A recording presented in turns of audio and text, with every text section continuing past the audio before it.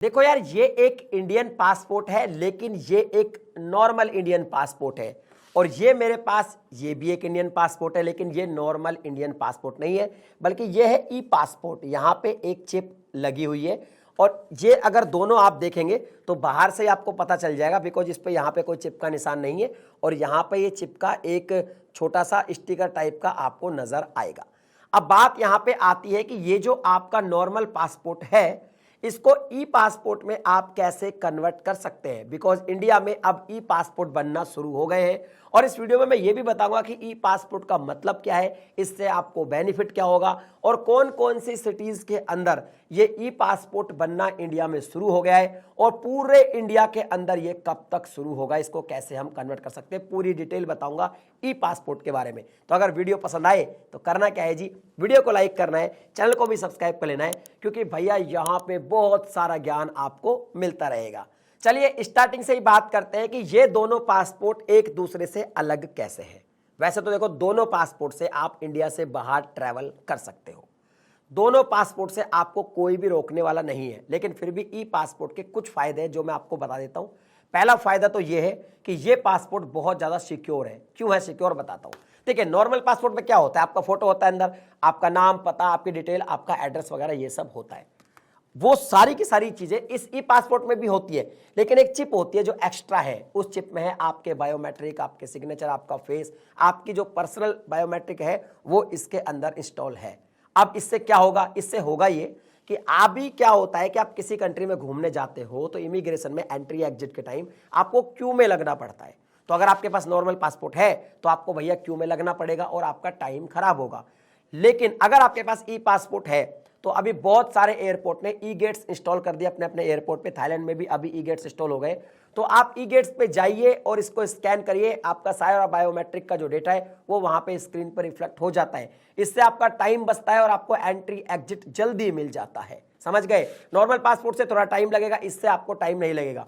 दूसरी बात, सिक्योर ये इसलिए भी है, इसको फोर्जरी करना वैसे आसान तो नहीं है, मुश्किल है, लेकिन किया जा सकता है। लेकिन इसको करना बहुत ज्यादा मुश्किल है, बिकॉज ये एक ई पासपोर्ट है या फिर बायोमेट्रिक पासपोर्ट है। तो आपको ये तो समझ में आ गया कि बेनिफिशियल तो ये है आपका। सबसे पहली बात तो सिक्योर तो है ही, आपका टाइम बहुत बचा देता है। तो बहुत सारी कंट्रीज में तो ई पासपोर्ट में आपको बिल्कुल भी टाइम नहीं लगेगा और धीरे धीरे आने वाले टाइम में बहुत सारी नहीं बल्कि लगभग सभी कंट्रियों में ई गेट्स जब इंस्टॉल हो जाएंगे तो ये आपको बहुत काम आएगा। अभी भी बहुत सारी कंट्री में ई गेट्स हैं। तो एक तो यही है। अब बात करते हैं दूसरी कि भैया कौन कौन सी सिटी में ये कैसे बनने लगा है। तो देखिए, 1 अप्रैल 2025 के बाद अगर आपका पासपोर्ट प्रिंट हुआ है, 1 अप्रैल 2025 के बाद अगर आपका पासपोर्ट प्रिंट हुआ है तो डेफिनेटली आपको एक ई पासपोर्ट ही मिलेगा। और अगर 1 अप्रैल 2025 से पहले आपका पासपोर्ट प्रिंट हुआ है तो आपको एक नॉर्मल पासपोर्ट मिलेगा। जैसे ये एक नॉर्मल पासपोर्ट है, ये 27 मार्च 2025 को प्रिंट हुआ था इसलिए नॉर्मल है, और ये 4 अप्रैल 2025 को प्रिंट हुआ था इसलिए ये एक ई पासपोर्ट है। तो ये तो समझ में आ गया कि ये है। कौन कौन सी सिटी में प्रिंट हुआ है तो ही मिलेगा ई पासपोर्ट, ये भी बताता हूं आपको, फिर आपको कन्वर्ट करने का तरीका भी बताऊंगा। देखिए, यहां पे 13 सिटी है जहां पे अभी इंडिया में पासपोर्ट बन रहे हैं। सिटी को हम कैसे समझेंगे वो भी समझ लीजिए।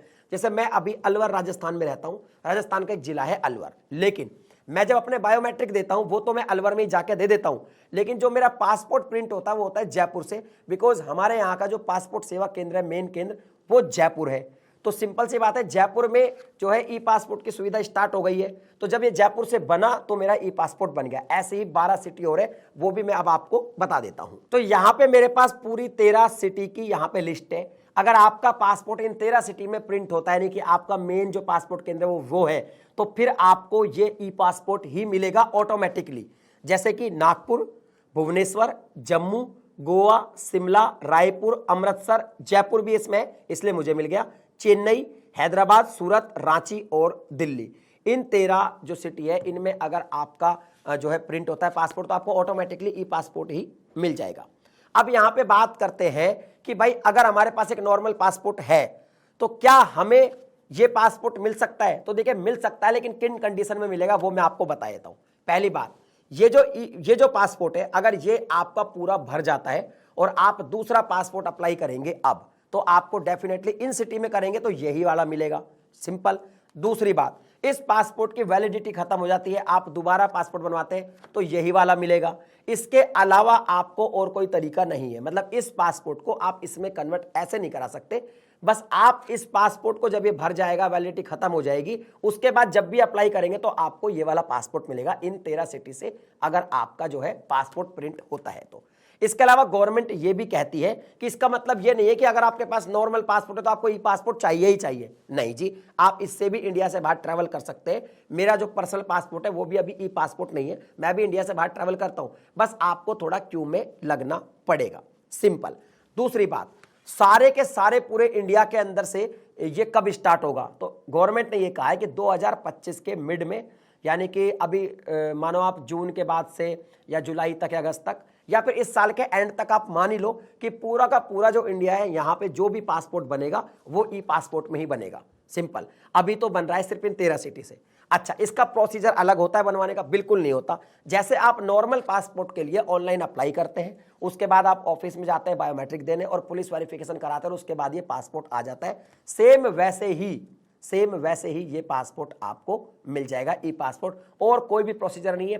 अगर बात करें फीस की तो फीस भी उतनी लगनी है। 36 पेज का जो पासपोर्ट होता है उसकी 1500 लगती है नॉर्मल की, इसकी भी इतनी लगती है, और 60 पेज की 2000 लगती है। तो अब किसी के हाथ में आप ई पासपोर्ट देखें या इसके बारे में वीडियो देखें तो आपको टेंशन लेने की जरूरत नहीं है, ये भी वैलिड है और ये भी वैलिड है। जब ये आपका भर जाए, वैलिडिटी खत्म हो जाए, तब आप इसको अप्लाई करेंगे तो यही वाला मिलेगा। और अभी आप अगर नया अप्लाई करेंगे इन 13 सिटी में आपका पासपोर्ट मिलता तो फिर यही वाला आपको मिल जाएगा। अभी भी कोई डाउट हो ई पासपोर्ट को लेके तो आप कमेंट सेक्शन में लिख के बताइए। मैं मिलता हूं आपसे अगली वीडियो में एक नए टॉपिक के साथ, तब तक के लिए जय हिंद।